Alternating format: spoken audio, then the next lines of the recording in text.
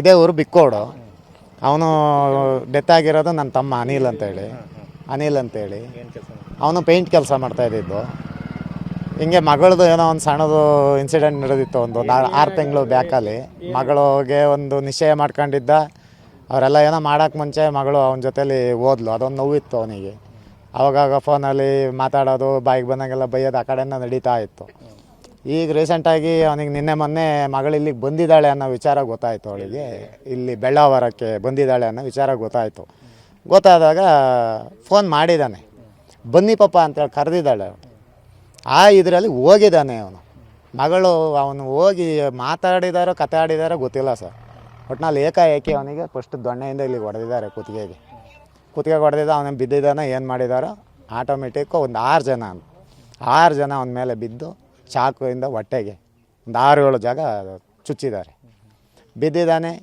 ಅವನು ಬಿದ್ದು ಅವರು ಆಂಬುಲೆನ್ಸನ್ನು ಅವರೇ ಹಾಕಿ ಕಳಿಸಿದ್ರು ಅನ್ನೋದು ನಮಗೆ ಗೊತ್ತಿಲ್ಲ, ಅಥವಾ ಆಂಬುಲೆನ್ಸ್ ಹೋಗಿ ಕರ್ಕೊಂಬಂತೋ ನಮಗೆ ಗೊತ್ತಿಲ್ಲ. ಮಗಳು ನನಗೆ ಫೋನ್ ಮಾಡ್ತಾಳೆ, ನಾನು ಅವ್ರ ದೊಡ್ಡಪ್ಪ ಫೋನ್ ಮಾಡ್ತಾಳೆ, ಹಿಂಗೆ ನಿನ್ನ ತಮ್ಮಂದು ಬಾಡಿಯಾಗಿ ಕಳಿಸಿದ್ದೀನಿ, ಬರ್ತೈತೆ, ಅಲ್ಲಿ ಇಳಿಸ್ಕೊ ಬಿಕ್ಕೋಡಲ್ಲಿ ಅಂತಾಳೆ.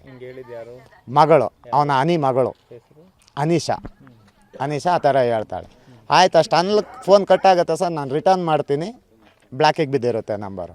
ಅಷ್ಟೊತ್ತಿಗೆ ಅವ್ರ ಅಣ್ಣಂಗೆ ಫೋನ್ ಮಾಡಿರ್ತಾಳೆ ಅವಳು, ಮತ್ತೆ ನನಗೆ ಅವ್ರ ಅಣ್ಣ ಆಕಾಶ ಅವನಿಗೆ ಫೋನ್ ಮಾಡಿರ್ತಾಳೆ. ಅವನಿಗೂ ನನಗೆ ಹೇಳಿದ ಮಾತನ್ನೇ ಅವನಿಗೂ ಹೇಳಿರ್ತಾಳೆ. ನಿಮ್ಮ ಅಪ್ಪಂದು ಬಾಡಿ ಬರ್ತಾಯಿದೆ, ಅಲ್ಲಿ ಆಂಬುಲೆನ್ಸ್ ಬರ್ತಾಯಿದೆ ನೋಡು, ಅಲ್ಲಿ ಇಳಿಸ್ಕೊಳ್ಳೋ, ಇಷ್ಟೇ ಹೇಳಿ ಅವನದು ಫೋನ್ ಕಟ್ ಮಾಡಿರ್ತಾಳೆ. ಸರಿ, ನಾನು ರೋಡಿಗೆ ಹೋಗ್ತೀವಿ, ಆಂಬುಲೆನ್ಸ್ ಇಲ್ಲದಿದ್ರು ಬರ್ತಾನೆ, ನಮ್ಮ ಕಣ್ಣು ಮುಂದೆ ಬರ್ತಾಯಿರೋ. ನಿಲ್ಲಿಸಿ ನೋಡಿದಾಗ ಅದರೊಳಗೆ ನನ್ನ ತಮ್ಮ ಇರ್ತಾನೆ. ಎಲ್ಲ ಕಡೆ ಇಂಜುರಿ ಆಗಿರುತ್ತೆ, ಫುಲ್ಲು ಜೀವ ಇರುತ್ತೆ, ಇಂಜುರಿ ಆಗಿ ಫುಲ್ಲು ಬ್ಲಡ್ಡು ಹೋಗ್ತಾ ಇರುತ್ತೆ. ಅದು ನೋಡ್ತೀವಿ ನಾವು. ತಕ್ಷಣ ಬೇಲೂರು ಕರ್ಕೊಂಡು ಹೋದು. ಬೇಲೂರಲ್ಲಿ ಒಂದು ಪ್ರಥಮ ಚಿಕಿತ್ಸೆ ಅನ್ನೋದು ಮಾಡಿದರು. ಅಲ್ಲಿಂದ ಹಾಸನ ಕರ್ಕೊಂಡೋದು. ಅಲ್ಲಾಗಲ್ಲ ಅಂದರು. ಅಲ್ಲಿಂದ ಸೀದಾ ನಾವು ಮಂಗಳೂರು ವಿಂದ್ಲಾಕಿ ಕರ್ಕೊಂಡು ರಾತ್ರಿ ಹೋಗೋತ್ತಿಗೆ 2 ಗಂಟೆ ಆಗಿತ್ತು. ಹೋಗಿ ಅಲ್ಲೂ ಎಲ್ಲ ಟ್ರೀಟ್ಮೆಂಟ್ ಎಲ್ಲ ಚೆನ್ನಾಗಿ ಮಾಡಿದರು. ಇದೆಲ್ಲ ಆಗಿದ್ದು ಸರ್ ಬಂದು ಸಂಕ್ರಾಂತಿ 15ನೇ ತಾರೀಕು. ಮಂಗಳೂರು ಕರ್ಕೊಂಡು ಅಲ್ಲಿ 2 ಗಂಟೆ ಮೇಲೆ ಅವರು ಎಲ್ಲ ಚೆನ್ನಾಗಿ ನೋಡಿದ್ರು ಸರ್. ಡಾಕ್ಟ್ರುಗಳನ್ನೆಲ್ಲ ಏನೋ ನಾವು ಇದು ಮಾಡೋಂಗಿಲ್ಲ, ಚೆನ್ನಾಗಿ ಟ್ರೀಟ್ಮೆಂಟ್ ಎಲ್ಲ ಕೊಟ್ಟರು. ಹೇಳಿದ್ರು ಒಂದೇ ಮಾತು, ಇದು ಲಿವರು ಕಟ್ಟಾಗಿದೆ, ಯಾವುದೇ ಕಾರಣಕ್ಕೂ ಆಗಲ್ಲ, ಅಂದರೆ ನಮ್ಮ ಪ್ರಯತ್ನ ನಾವು ಮಾಡ್ತೀವಿ, ನೋಡಿ. ಸರಿ ಆಯಿತು ಅಂಥೇಳಿ ಅವತ್ತೊಂದು ದಿನ ಇಟ್ಕೊಂಡ್ರು ಸರ್, ಎಮರ್ಜೆನ್ಸಿಯಲ್ಲೇ ಇಟ್ಕೊಂಡಿದ್ರು.